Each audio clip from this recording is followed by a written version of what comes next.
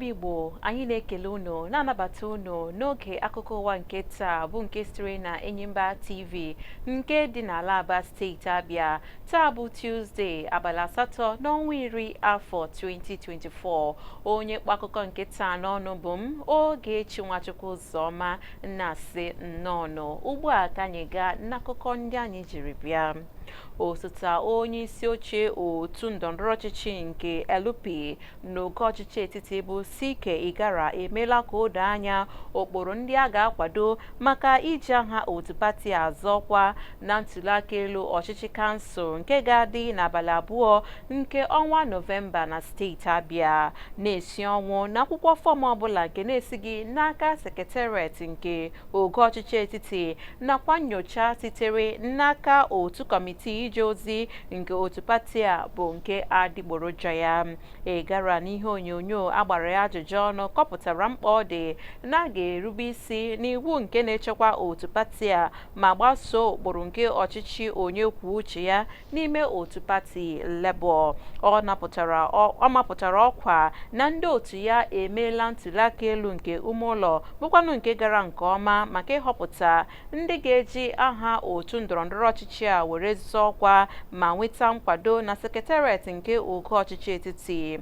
N'agbanyeghị ọgbaghara nke dị n'ime otu pati LP, o zipụtara na ya enweghị ịkwa makwara ọbụla na nkwado nke o nyere Dr. Alex Otti n'inweta mmeri site n'otu pati a ma kwụsie ya ike na ọchịchị ya nakwa otu pati a ga-arụkọ ọrụ ọnụ ịhụ na udo na nguzosi ike ga-abụ nke ga-achị eze. Otu pati LP na steeti Abia bụ nke na-agabiga ọgbaghara n'ime onwe ha n'ihi dịka enwechara ọgbakọ nke mere n'Ụmụahịa bụkwanụ nke ndị ọnụ na-eru n'okwu bụ ebe a nọrọ họpụta ndị otu kọmitii nchere oge ga na-ahụ maka ọrụ ọbụla nke a na-eme n'ime otu pati a.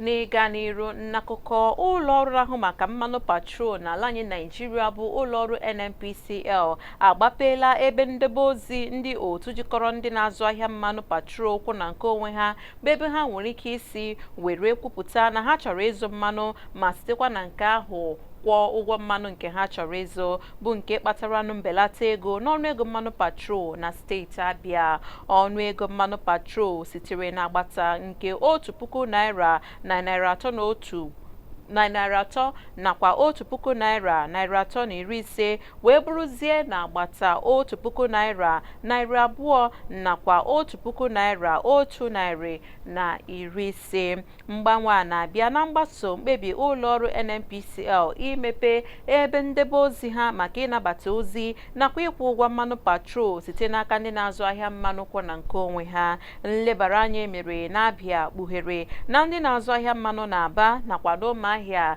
ebidola ịzụrụ mmanụ n'aka ụlọọrụ NNPCL bụ nke merenụ ka ọnụego mmanụ patrol nwee ike gbatuo. Maazị Oliver Okolo, onye isi oche otu IPMAN ngalaba nke Aba, onye merenụ ka o doo anya ọfụma gbasara mgbatu ọnụego mmanụ patrol ma kọwaa na ibute mmanụ site n'aka ụlọọrụ NNPCL emeela ugbu a ka ọnụego mmanụ patrol bụrụ nke lọtụtụrụ ala. Ọkaikpe Emeka Nwite nke ụlọikpe ukwu ọchịchị etiti nwe dị n'Abuja enyela nkwado ịna n'ebe mmadụ 5 bụ ndị sonụ n'ime ngagharị nke kwụsị ọchịchị ọjọọ n'ọnụego nke bụ nde naira 5. Enyimba TV chịkọtara na mmadụ 5 n'ime mmadụ 10 so na ngagharị nke kwụsị ọchịchị ọjọọ bụ ndị etinyeburu n'ụlọ mkpọrọ site n'aka ọchịchị etiti ma bụrụ ndị na-agbalịkalịka ịhụ na a ga-emezu ọnọdụ nke nyere ha maka ịna ha n'ebe. Ọnọdụ ọhụrụ nke ụlọikpe anya rịziri bụ ịkwụ nde naira 5 n'otu n'otu nakwa otu onye ga-ana ha n'ebe n'otu ọnụego ahụ. Onye ga-ana ha n'ebe ga-abụ onye ha na ha nwere njikọta dịka nna, nne maọbụ onye ọzọ ọbara jikọrọ ha na ha bụkwa ndị bi na mpaghara Abuja. Ndị a na-asara ọnụ ha bụ ndị kwurunụ n'aka ha dị ọcha n'ebubo nke eboro ha site n'aka onye IG ndị uwe ojii. otu pati APC ekwuola na ụra anaghị apụ ha n'anya maọbụ ọnọdụ ihe iyi egwu n'atụmatụ otu pati NNPP nke Rabiu Kwankwaso na LP nke Peter Obi maka nkwado ha na ntụliaka elu onyeisiala nke afọ 2027. Onye ntụziaka ọhaneze nke otu pati APC n'ogo ọchịchị etiti bụ Bala Ibrahim na ajụjụ ọnụ agbara ya kwuru na njikọ aka ọnụ nke Obi nakwa Kwankwaso ga-akwa afọ n'ala dịka o siri mee na ntụliaka elu onyeisiala nke afọ 2023. Dịka o siri kwuo, enweghị ntụkwasị obi n'etiti Obi nakwa Kwankwaso ga-abụ nke na-adịgide adịgide, ebe n'ime ha abụọ na-enweghị nke ga-ekwe arịtụrụ ibe ya n'ọchịchọ ha nke ịbụ onyeisiala. Enyimba TV chetara na Kwankwaso n'ozi zipụtara na nso nso a kwuru na ya dị njikere ya na Obi rụkọ ọrụ ọnụ n'afọ 2027 dịka osote ya ma ọ bụrụ na emezuo ụfọdụ ọnọdụ nke na ọ kpọpụtaghị maka ya. N'ịga n'iru, onyeisiala Bola Tinubu agbaala gọvanọ steeti Rivers Siminalayi Fubara ume nakwa ndị ndu ndọrọndọrọ ọchịchị nakwa ndị na-akwado steeti Rivers ka ha gbasoo ụkpụrụ iwu kwesịrị ekwesị na nkwupụta nke onye ndụmọdụ ya pụrụ iche na mgbasa ozi nakwa atụmatụ bụ Bayo Onanuga. Onyeisiala nyere ndị uwe ojii iwu ka ha chekwaa ngwongwo ọhaneze ma hụ na udo nakwa nchebe iwu ga-alaghachite ozugbo n'egbughị oge ọbụla.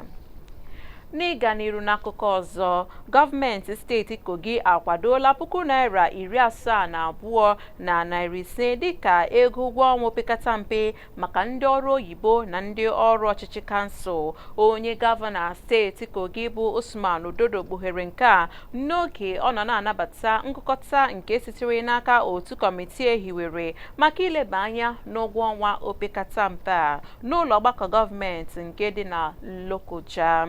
O kwukwara na nhazigharị ka a ga-eme n'ogo ọrụ dị iche iche, nke a ka ọ kọwara bụ atụmatụ ya imezu nkwa ndị o kwere ịrụ ọrụ nye ndị ọ na-achị. Ododo otu ọ dị kwadoro mwepụ ego ịkwụ ụgwọ ụtụ isi nke ga-anọ otu afọ nyere ndị ọrụ na steeti ahụ, dịka ọ kọwara na nke a ga-enye aka ibelatatụ ọnọdụ ihe isi ike. Ka ọ dị ugbu a, anyị ga-azọpụta ụkwụ ọ bụrụ na anyị laghachite akụkọ ndị ọzọ fọdụrụnụ ga-abịara unu naanị nnọsi ike n'ebe ahụ. Anyị na-alaghachite na nwantịntị oge.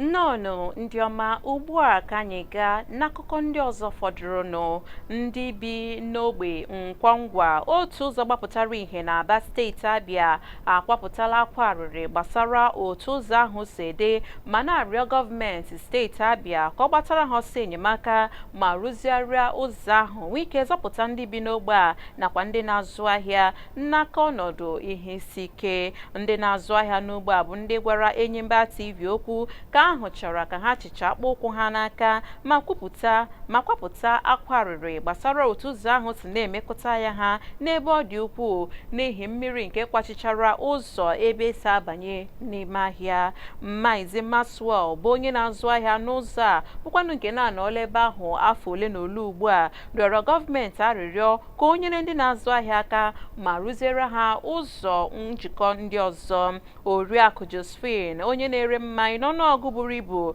rịọkwara gọọmenti arịrịọ ka o were ego ụtụ isi ndị a na-atụ were rụzie ụzọ ndị a, dịka ọ kọwara na a na-enweta ezigbo ego n'ahịa ndị e nwere na steeti Abia nakwa n'Aba bụ nke nwere ike isi n'ime ya were dozie ụzọ ọjọọ ndị na-enye nsogbu maka ịbanye n'ime ahịa ndị enwegasịrị. O kwuru n'otu ihe ịma aka n'ihu a na-enwe na azụmahịa n'Aba bụ ụzọ jọgburu onwe ya ma bụrụ nke na-egbochi ụfọdụ bụ ndị na-esi na mpaghara dị iche iche ịbịa zụrụ ahịa.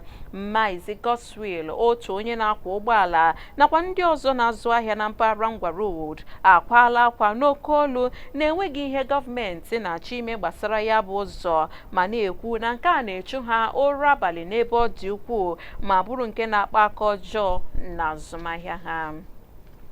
ugbu a ka anyị baa n'akụkọ azụmahịa. Ire mmanụ crude na naira resi ụlọọrụ nchịpụta mmanụ nke Dangote site n'aka ụlọọrụ NNPCL bụ nke ga-anọ ọnwa isii rukwa mgbe a ga-enwe nlebara anya ọzọ site n'aka otu kọmitii ọ dị n'aka ire mmanụ crude n'ego ala anyị. E kwuru na ire mmanụ crude bụ nke ga-anọ ọnwa isii n'ihi na ọ bụ ahịa na-erekwa na mba ndị ọzọ, ma n'ihi nke ahụ na ọ bụ ọnụ ahịa nke kwesịrị ire na dọla. Mana otu ọ dị, Bloomberg kwupụtara na ọchịchị etiti dị njikere ire barel mmanụ crude 1,000 naira kwa ụbọchị nyere ụlọọrụ nchịpụta mmanụ Dangote. Akụkọ kọwapụtara na nke a bụ nke a na-atụ anya na ime ọnwa abụọ, nke ga-abụ na a ga-enwe barel mmanụ 24 n'etiti ọnwa Ọktoba nakwa Nọvemba nke afọ 2024. Ugbu a ka anyị zọpụ ụkwụ n'akụkọ egwuregwu. Ndị otu Super Eagles Wilfred Ndidi na Benjamin Tanimo bụ ndị na-enweghị ike ịzọchi n'ogige nkụzi egwuregwu bọọlụ nke dị n'Uyo ụnyaahụ dịka ụgbọelu nke ha ji eme njem site na Lagos ka a kagburu na nkeji ole na ole ha kwesịrị ifepụ. A na-akọwa na onye na-arụ ọrụ ugbu a dịka onye enyemaka onye nkụzi otu egwu bọọlụ Super Eagles nke bụ Daniel Ogunmodede bụ onye nkagbu nke a mekọtakwara nke ukwuu. Ụgbọelu Ibom Air bụ nke kwesịrị ịpụ njem n'elekere 3 nke ehihie mana a bịara nwee ihe mgbutu oge ma mechaa kagbuo ya bụ njem. Ụlọọrụ njem ụgbọelu a mechara mapụta ọkwa njem n'ọpụpụ ya ịga Uyo ga-abụ nke a ga-emezi ma o were ọkara gafee elekere 6 nke ụtụtụ taa. Ogige ebe ndị otu egwu bọọlụ Super Eagles mepere ụnyaahụ n'Uyo na njikere ịsọmpi nke ga-adị ugboro abụọ maka ịmalite iko AFCON nke afọ 2025 megide ndị otu egwu bọọlụ mba Libya n'ụbọchị Fraịde n'isi obodo Akwa Ibom, ebe a ga-enwe mgbaghachi azụ ọzọ n'abalị 15 nke ọnwa Ọktoba na mba Libya. Ndị ọma m, site n'akụkọ egwuregwu ahụ ka anyị ga-achịkọ ya ọnụ n'oge akụkọ ụwa nke taa, dịka m na-ekele unu n'ebe ọ dị ukwuu maka ị na ebe ahụ kirie ma gee ntị. Mana echefukwala na ị nwere ike na-esonyere anyị n'igwe mgbasa ozi anyị ka ị nwee ike na-ekiri ihe ndị nke anyị na-eme n'ebe ahụ. Onye wetara unu akọ nke taa bụ m Ogechi Nwachukwu Ụzọma, na-asị onye ahụrụ taa ka ahụkwa ya echi. Egbebere ugobere nke si ibe ya ebela ka nkukwa ya. Daalụnụ.